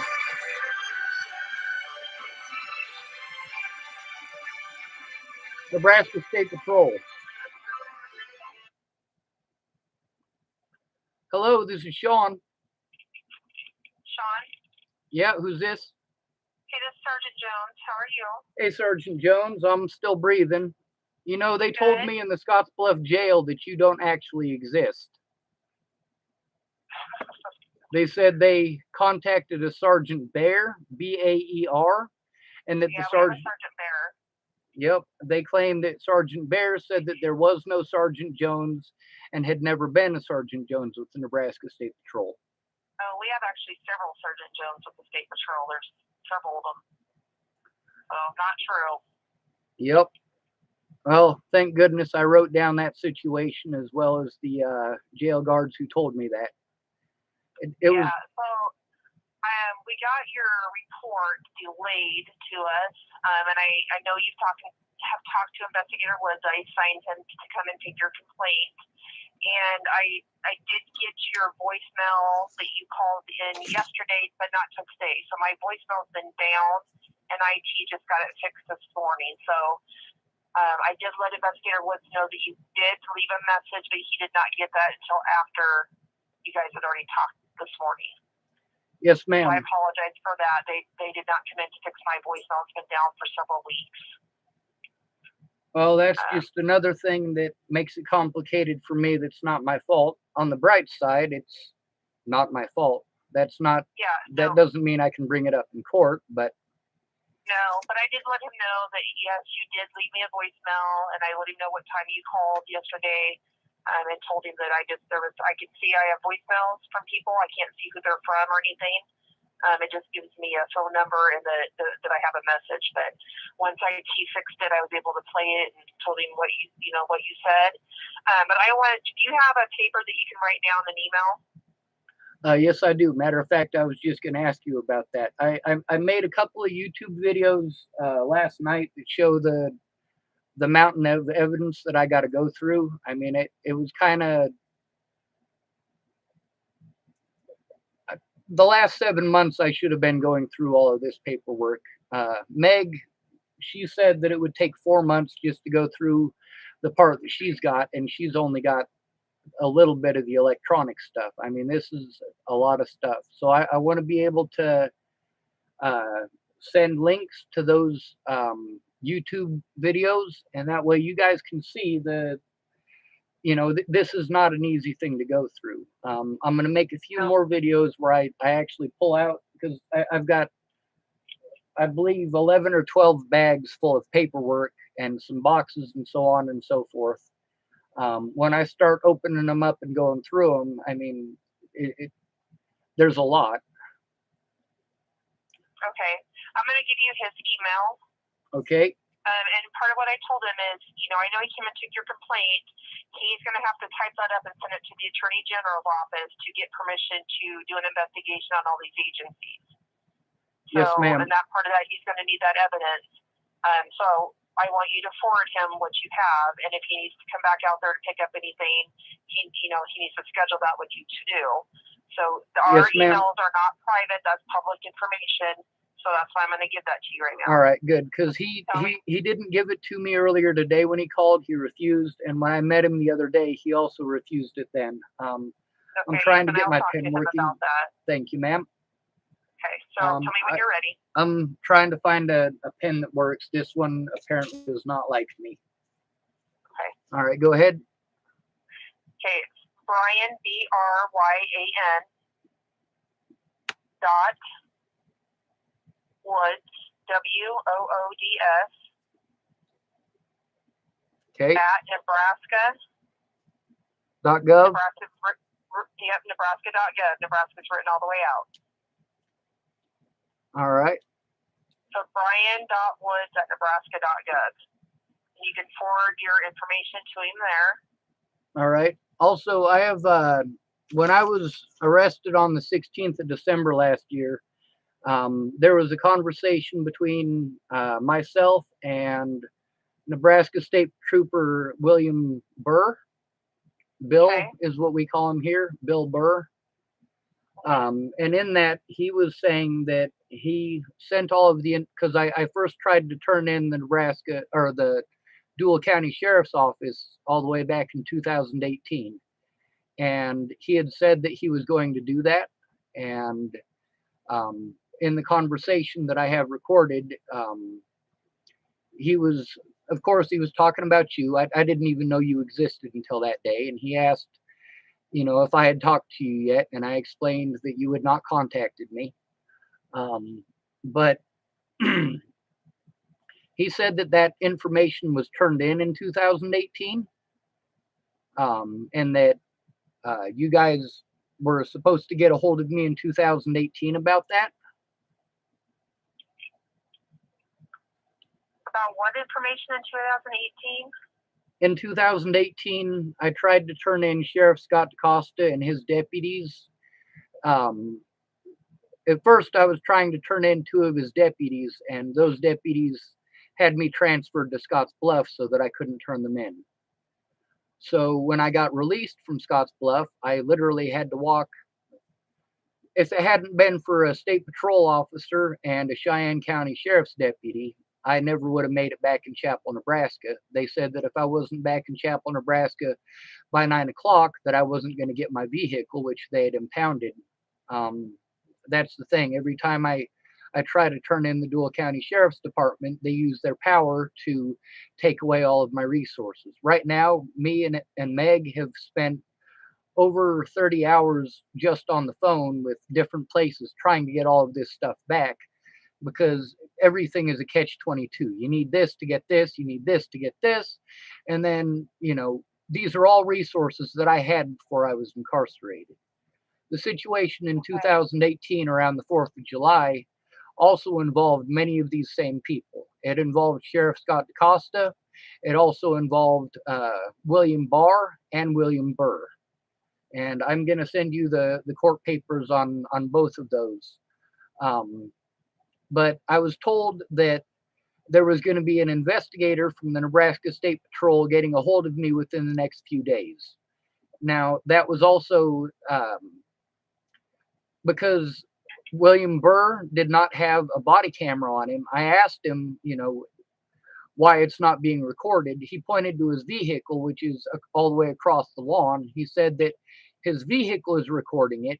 And I asked him, does that include the sound? He said, yes, it includes the sound. And I didn't believe him, but he said, well, I pull over trucks. I'm all the way behind the truck. If, it can record what I'm talking to the truck driver about, it can record us from here. He said that was turned. Do what? Was that in 2018 or was that just here recently when you got arrested? That was in 2018, but we spoke about it in December when I spoke with him, December of 2020, because this has been an ongoing situation. I literally made every call that I was told to make to every agency that I was told to make, and they kept on telling me that it's not their job, it's somebody else's. And I don't know if you've ever been victimized for 4 years straight, and every time you try to get a hold of law enforcement, it's not their job. But like on the 16th, when I was arrested, literally the culmination of 4 years of that was me calling the Nebraska State Patrol, them telling me that it's not their job to police the police. I need to call the Dual County Sheriff's Office. So I called the Dual County Sheriff's Office. They tell me that they can't investigate themselves. I got to call Nebraska State Patrol. Literally, when they told me to call Nebraska State Patrol, that's who I called. When they told me to call Dual County Sheriff's Department, that's who I called. And then I was charged as a criminal for it. But the important part about that is that I was told that they were going to do an investigation in 2018, and I never heard anything else about it. I did talk to Bill Burr about it twice. He said that he sent all of that information in, and somebody was supposed to get a hold of me. and just nobody ever did. He also said that the recording evidence that his vehicle was recording, he told me that after a year, all of that is destroyed. So since it happened in 2018, there's no longer going to be any access to it. Yeah, unless they actually took measures to save it, which sometimes they will, but I'm going to doubt that they did. And I wasn't here in 2018. I was in a different troop area at that time. But I'm going to have my secretary, that we had a different, if they did a report or anything like that, we had a different reporting system at that time, but that's still kept. And she can go back, like, and search for your name and see if there's any reports. So I can have her check that for me and see what we can pull up if there was any type of report done at that time. That's about all I can have her do on that system. But please continue to work with Investigator Woods, and I will keep having him work with you. And I'm going to talk to him about this email thing. Like I said, I just gave you his email. I do want you to send him what you have, and try and have some patience, because he is going to have to type up a report on the information you gave him. And the steps that we have to take is we have to forward that to the Attorney General's office. They have to give us permission to go forward with the investigation because it's on other state agencies. And if there's any complaints on our agency, some of those we can actually, depending on what it is, we can investigate. Because I think one of the complaints was on your arrest on a couple of our troopers. So that'll go to internal affairs. That was true. If I'm remembering right, if that was one of the complaints, that part will go to internal affairs out of Lincoln to investigate that part of it. Which that doesn't have to go to the AG's office. That'll just go, if that's recognized as a complaint, I'll turn that into the captain. He will forward that on to internal affairs to review and do an investigation on that part. All right. Another thing I wanted to bring up, I know you have more to say, and I'm going to hear you out on it. I just wanted to say that I have literally thousands of pieces of paper. I have to go buy a printer today. I got to go 30 miles away to get a printer. That way I have a scanner printer, but I don't have all the cords to make it work. So I got to go get another one. And that way I can at least get started on that and start getting it sent into you guys. Okay. But it's going to take time. That's part of the reason for needing to get an email address to actually send that to, is that when you guys see the amount that I have to go through, it's pretty obvious I'm not going to be able to go through it in a day or two. There's also the fact that I write a lot. I only got 3 statement forms, so I'm going to make a bunch of copies of them because there's a lot that happened. I mean, there are literally hundreds of crimes that have been committed against me that, for me to report them, I have to be afraid. And then there's also the situation of when there's one issue that goes wrong and I get the runaround as far as I have, it's difficult for me to turn in all of this stuff because I'm having problems just turning in one. Right. And so just, on those statement forms, if you just start on one, you can use regular paper after that. So that just use like the front of one of them, and then you can use regular paper after that. Just number them after that so it stays together. Does that make sense? Yes, ma'am. That's another. They don't have to be on the whole thing does not have to be on our statement. All right. Well, one thing I wanted to say about that's one of the things where I have been getting the runaround on. I was told, and that's also another issue with having to work with so many different law enforcement agencies. I get told that I can't turn in a police report unless it's on official police paperwork. So then when I get the official police paperwork stuff to fill out, I start writing it in, like I'm supposed to, if I'm able to get a hold of that. But if all I have access to is just regular paper, and then I try to turn that in, I'm told, well, it has to be on our parchment. But then in order for me to get that stuff to write it down to begin with just on a regular paper, I'm saying to him, hey, I can't just write it down on a regular piece of paper. I'm being told that I have to write it on the official, police parchment in order to do that. And I get told, No, oh, well, no, that's not how it is. You can write it down on a regular piece of paper and we can take it. But then when I for write it the down on a regular Nebraska, piece of paper and okay, I take it but in, for I the go for ahead. the Nebraska State Patrol, I am telling you, this is what I am in charge of this department that you are working with, okay? Yes, ma'am. That's my job. You started off, the front of that paper, you put all, that's where you write your name, your address, all your particulars, right? And you're stating that this is your statement. So you start your statement on that piece of paper. After you've done the front cover sheet of that is on our statement paper. After that, you can use regular paper. As long as you sign the end of it and you initial each page that it's your statement, so we know and what order it goes into, we will take that as one statement. We do it all the time. We are not going to say that that is not good enough. We just need that front page so that we know that that is an official statement from you. All the additional papers that go with it, we are good with. We are not going to return it. We're not going to say it's not good enough. All right. Okay? As soon as I have a printer. You have my word on that. Yes, ma'am. As soon as I have a printer, I'm going to get started on that. Like I said, I got to make sure that I have a copy for myself. There's been a lot of stuff that law enforcement is not returned or outright lost or whatever the case may be in many of these situations. It's the fact that it keeps happening repeatedly. So I've been trying to make sure that I have electronic copies the best that I can, but with my computer illiteracy, I learn extremely slow. If somebody teaches me how to do it, then I can do it, simple, easy. I've already done it. I've already got hands on. But if somebody's not here to teach me hands on, with everything else that I've got going on, plus trying to learn how to do that stuff, I just get extremely overwhelmed.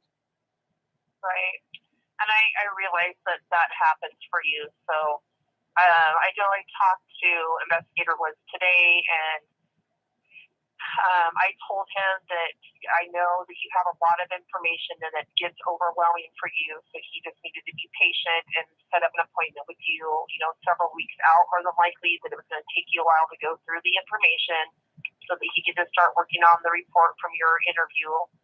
And talk to you about setting up an appointment maybe weeks out when you'd have more time to go through your information so you didn't feel rushed. Yes, ma'am. He's going on vacation for a week. Yeah, and I know he's got some time off. So now you have his email address too. So as you're going through stuff, you can start sending him stuff and working with him that way. And then when you're ready, you can also reach out an email and set up an appointment time when you're ready to. That way too, so you're not feeling like you're being rushed too, if that helps your stress level. Yes, ma'am. The other thing is, I'm going to send him the information on my autism advocate so that he can contact her. Is there a special release form that I need to fill out in order for him to talk to her? That's between you and Meg, I guess. We don't necessarily need one, but I don't know if Meg would need one from you. That would be up to her and you, I guess.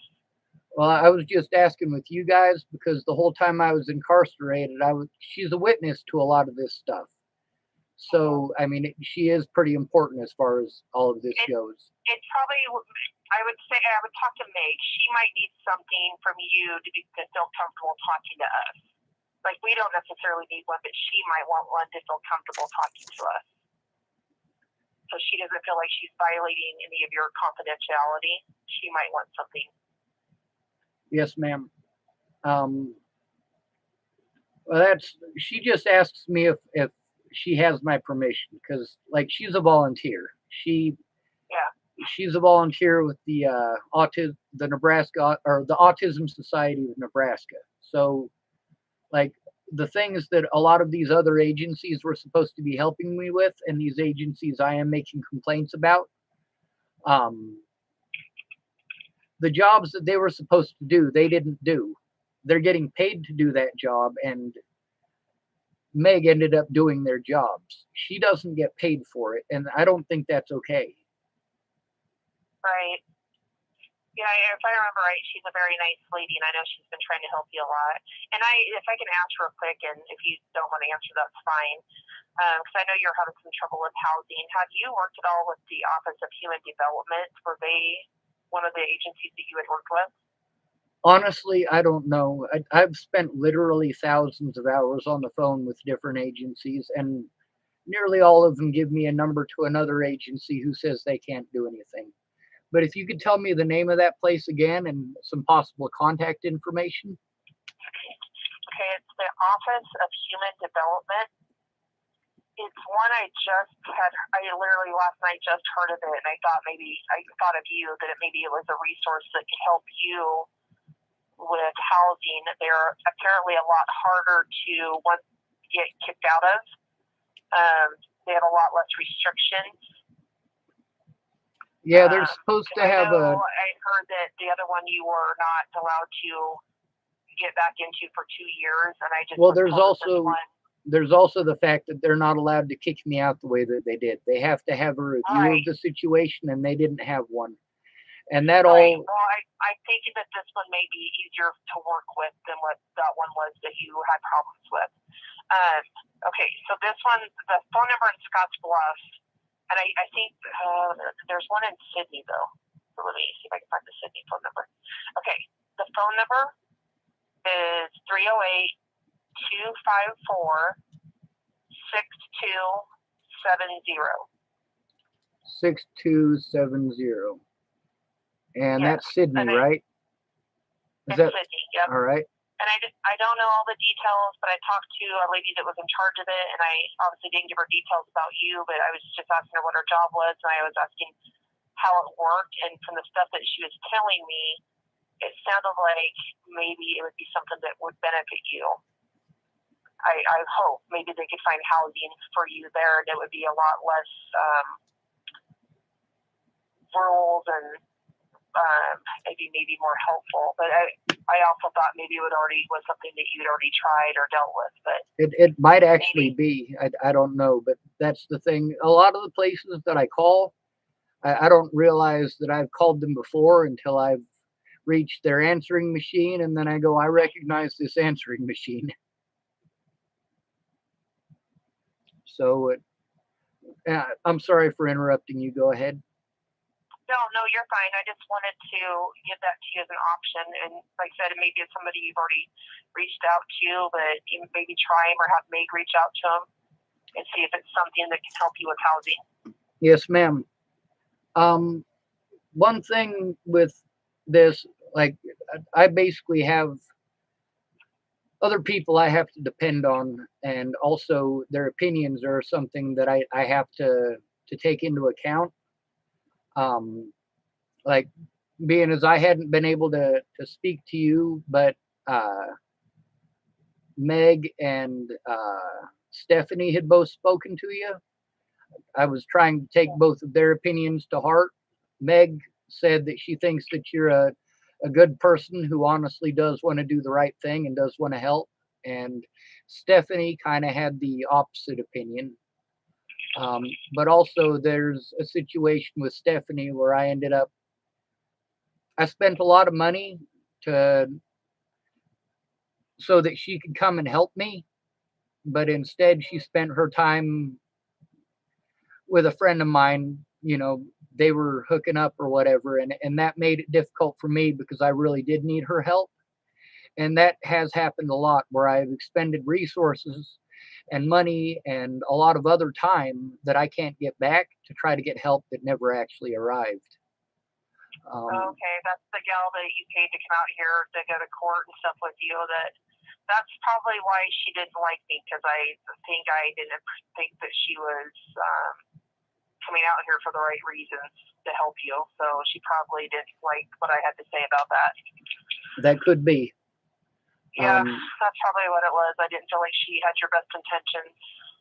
Well, she ended up, when we were in Colorado over that, she actually came back again to help.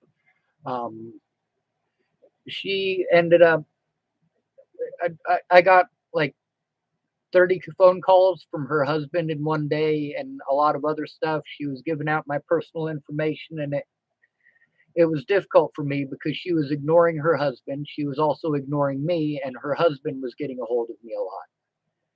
And Yeah. there was a lot of complications there. I'm not I'm not into drugs. I don't do drugs. I don't use drugs. I've never tried heroin, never tried cocaine. I don't do meth. I stay away from that stuff. But then there was the fact that, when somebody is in the habit of drinking or in the habit of doing drugs, they're not thinking straight, they're not thinking clearly, and not only are they not helpful, but they are counterproductive. They make it impossible for me to get my job done. Right. So there's a lot of people like that that I had to work with because I wasn't able to get a hold of an agency that would actually do something instead of passing the buck, which is resulted in all of this. And I'm not blaming you for all of that. I mean, this whole situation with me trying to turn in Scott DaCosta and his deputies, that started in 2018 before you even worked in this area for the Nebraska State Patrol. But also the situations that led up to that started all the way in 2016. The first time that I talked to the sheriff's department about the situation was in January of 2017, and I spoke to them on multiple occasions after that. There's a lot of the stuff that, because of everything that's happened, and because my predators are all over the place. A lot of the Bollinger family made a lot of connections because of the news media and people wanting to feel sorry for them and so on and so forth. A lot of people have broken the law in the last 4 years to prevent me from showing evidence, and they're all over the place. I was told by you guys said that when you guys get this information, you have to send it to the Nebraska Attorney General's office, and then they're supposed to make a decision. Well, I had gotten a hold of the Nebraska Attorney General's office on more than one occasion. They told me that I needed to get a hold. The very first people they sent me to was the FBI. Matter of fact, they transferred the call to the FBI, but the FBI never actually did anything about it. There's also the situation with my inabilities as far as computers go. There's a lot of stuff that I'm able to do now that I wasn't able. Sorry, I got gas. Um, I'm belching. I wasn't sure if you heard it or not, but I didn't want to be rude.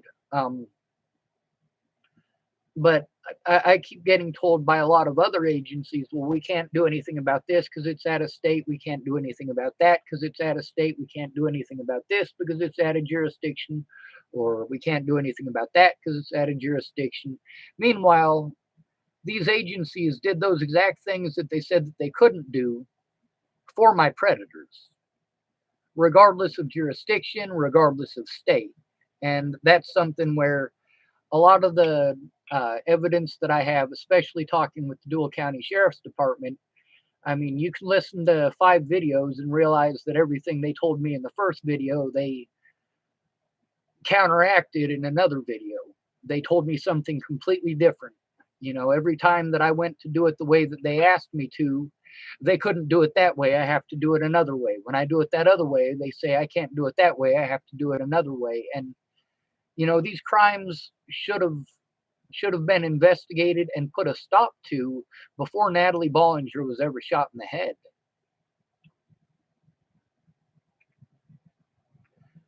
Does that make sense to you? Yeah, it does. All right. And like I said, I'm not blaming you for that. You didn't even work there at the time. I mean, it's not something that is your fault. I'm a real big fan of people who did it being the ones who get convicted for it. I don't like innocent people being locked up. I do have a real problem with pretty much all law enforcement because this has left a real nasty taste in my mouth. But at the same time, that's some of it's protocol and some of it's police officers protecting their buddies, protecting their bosses, and protecting their employees. It's all actual human dynamic stuff. It's not like their motivations are extraterrestrial or like it's some CIA brainwave ray that I'm talking about. These are things that in many cases these officers have done repeatedly, and some of them have been on the news for it. So it's really frustrating for me when I say, hey, I was assaulted by this officer and I get blown off and I get charged with assaulting that officer. And of course, they dropped 6 more homeless people. And the news media picked up that story and they posted it all over the place, just like they did with Natalie's death when they wanted to paint me as some sort of super psycho. But I mean, this has long term effects for me. It has long term consequences for me, not being allowed to show my side, not being able to speak my piece or show my evidence. And with you guys, like, finally I'm able to do something, but there's also the fact that a lot of the stuff that uh, the Dual County Sheriff's Department has done, the statute of limitations is over. And a lot of the other situations, because I was incarcerated for 7 months, their video camera evidence of the actual events has been destroyed. There's also the protection order from Leslie Snell, and that prevents me from going to the courthouse, prevents me from calling Dual County Sheriff's Department. And Investigator Woods said that I was able to take care of that stuff. Like I literally can't license my vehicle if I get a vehicle at the courthouse. I can't go there to actually do that because of the protection order. Now he said that I was able to under such and such circumstances, and the fact is that my court paperwork does not say that. If I follow my court paperwork, then I reduce my chances of getting in trouble. But if I do what he asked me to do and I end up getting arrested, like that could potentially turn into another 7 months of being incarcerated. Does that make sense? Yes, that makes sense. All right. Also, I'm assuming that your email is your first and last name dot in the middle at nebraska.gov as well. Yes, but my first name is Gena. All right. I would have guessed Gina, but yep, that's why I told you, because most people get it all wrong. right. Yeah, there's some stuff I want to send to you just to make sure that you have it. There's a lot of potential stuff that could go wrong, and since you're the one that I spoke to all the way back in December, it's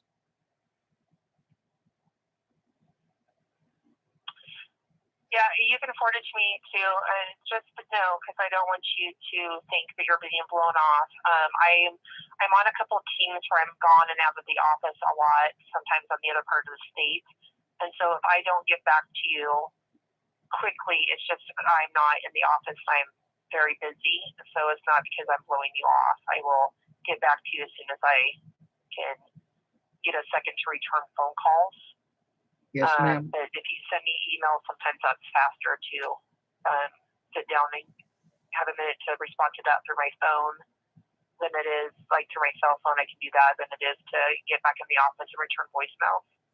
All right. I did want to ask, because because this does go to the Nebraska Attorney General's office, and they're supposed to do the looking through it.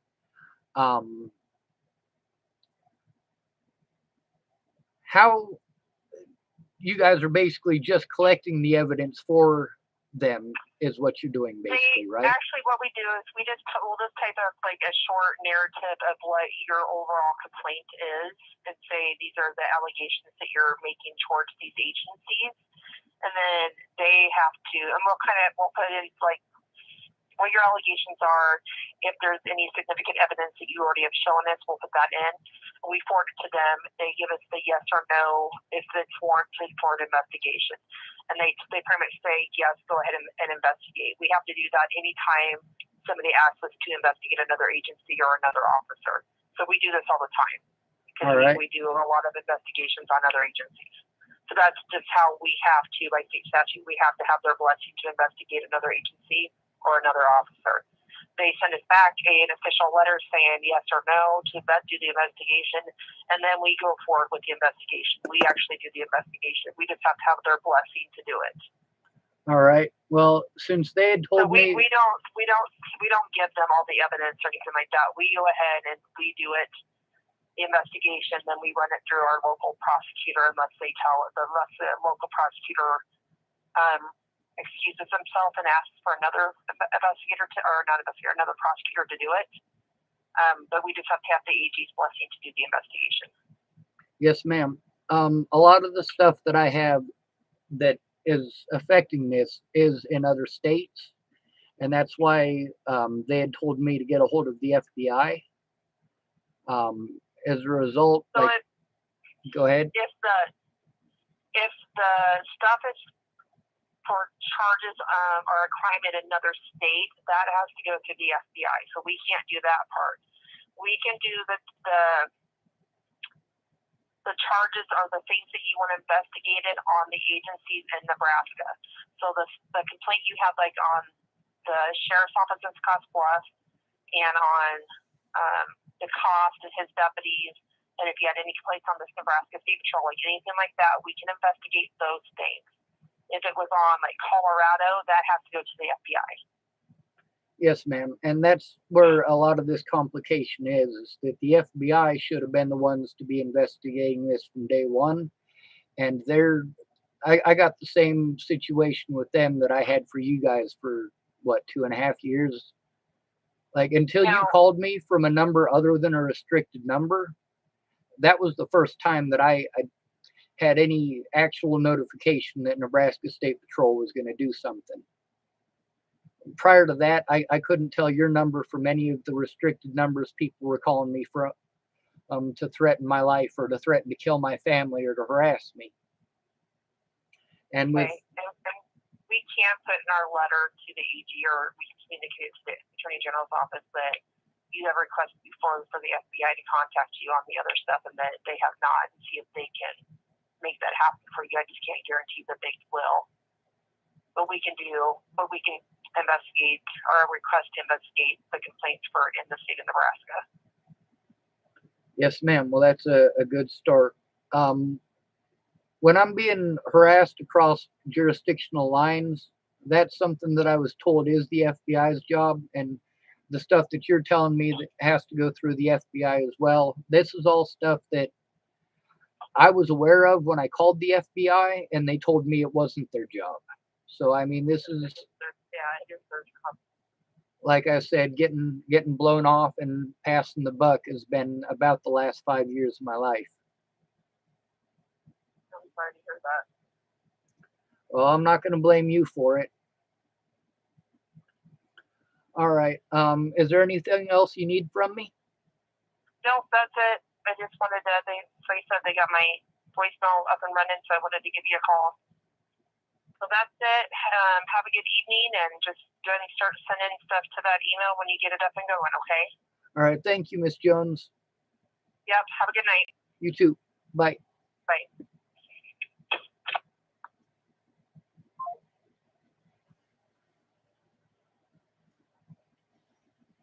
She seems pretty nice, don't she, folks?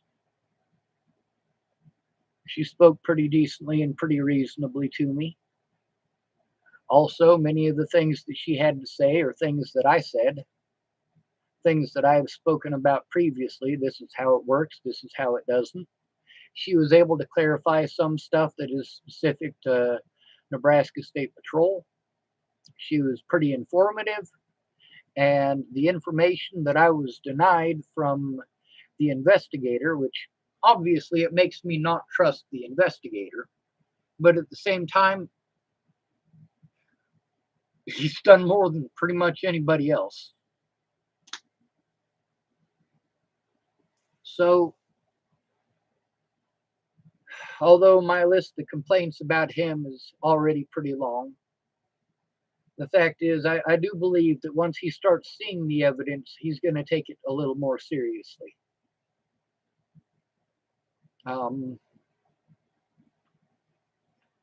Life is what happens when you're busy making plans. The difference is if they make a mistake, it's not likely to affect them in the way that it affects me. When they made a mistake last time, I spent 7 months incarcerated. When I say they, I don't mean the Nebraska State Patrol in specific. I mean law enforcement I mean the system at large. Anyway, this video is over 2 hours long. It's almost 5 o'clock p.m. here. I gotta go take care of the printer stuff, and I gotta go through a lot of bags of evidence. So I'm gonna sign off now. Y'all be safe, stay out of trouble. Um, well, at this point, I'm just talking to hear myself talk. So